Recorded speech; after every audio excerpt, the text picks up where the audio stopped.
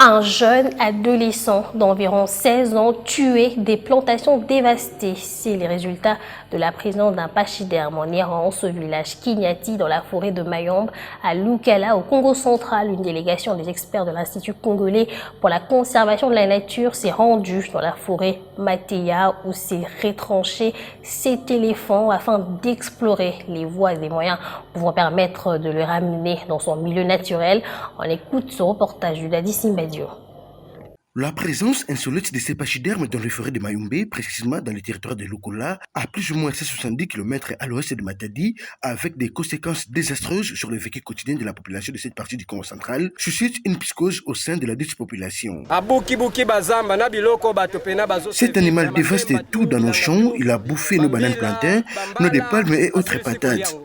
Nous demandons aux autorités de tout mettre en œuvre pour maîtriser cet éléphant qui consomme toute notre nourriture. Conduite par le vice-gouverneur du Congo central, Justin Loma Makosso, qui assume l'intérim du gouverneur de province en déplacement pour raison d'État, la délégation des experts de l'Institut congolais de la conservation de la nature a effectué le déplacement dans la forêt de Mateya où s'est retranchée cette gigantesque bête afin de s'enquérir de la situation. Devant une population paysanne de Lukula qui ne sait à quel sens se vouer, le vice-gouverneur Justin Loma Makosso a demandé aux habitants de Kinyati de ne pas s'approcher de l'éléphant en errance dans leur village.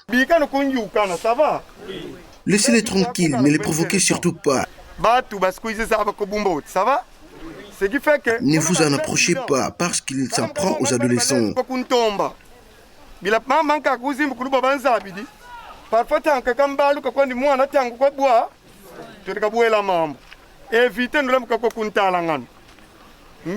Les techniciens de l'ICCN qui sont avec moi savent ce qu'ils vont faire